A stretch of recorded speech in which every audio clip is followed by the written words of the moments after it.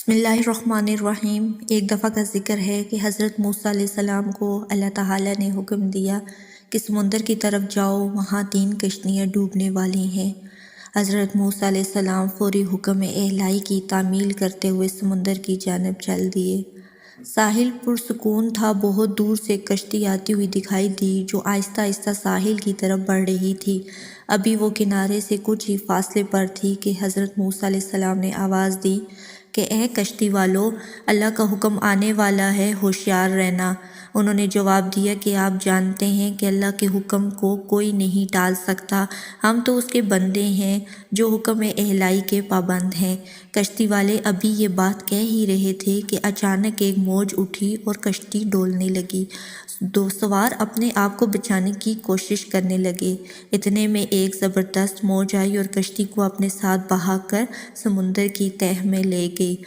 تھوڑی ہی دیر میں ایک اور کشتی نظر آئی تو حضرت موسیٰ علیہ السلام نے انہیں بھی خبردار کیا اور کہا کہ ذرا محتاط ہو کر آنا۔ انہوں نے بھی پہلے والوں کی طرح جواب دیا کہ جو کچھ ہونا ہے ہو کر رہے گا، اور کشتی کو کنارے کی طرف لاتے رہے، یہاں تک کہ ساحل کے قریب آتے آتے یہ کشتی بھی ڈوب گئی۔ حضرت موسیٰ علیہ السلام اللہ کے حکم کے بارے میں سوچوں میں مہو تھے کہ انہیں ایک تیسری کشتی آتی دکھائی دی۔ آپ نے حسب سابق اس کشتی والوں کو بھی نصیحت کی کہ دیکھو، اللہ کا حکم آنے والا ہے، اپنے گناہوں کی معافی مانگتے ہوئے ذرا محتاط ہو کر آؤ۔ انہوں نے جواب میں کہا کہ اے اللہ کے نبی، جس طرح آپ سچے ہیں اس طرح اللہ کا حکم بھی اٹل ہے، اسے کوئی نہیں بدل سکتا، لیکن اللہ کی رحمت بھی تو ہے، ہم اس کی رحمت سے کیوں مایوس ہوں؟ لہٰذا ہم اللہ کی رحمت پر بھروسہ کر کے آ رہے ہیں، اور وہ اپنی رحمت کے صدقے میں ہمیں ضرور امن و سلامتی کے ساتھ کنارے پر پہنچا دے گا۔ کشتی والوں کا یہ جواب سن کر حضرت موسیٰ علیہ السلام خاموش ہو گئے۔ جب کشتی بحفاظت کنارے آ لگی تو اللہ کے پیغمبر علیہ السلام سوچنے لگے کہ اللہ نے 3 کشتیاں ڈوبنے کا فرمایا تھا، 2 تو ڈوب گئیں لیکن تیسری سلامتی کے ساتھ کنارے آ لگی، یہ کیسے بچ گئی؟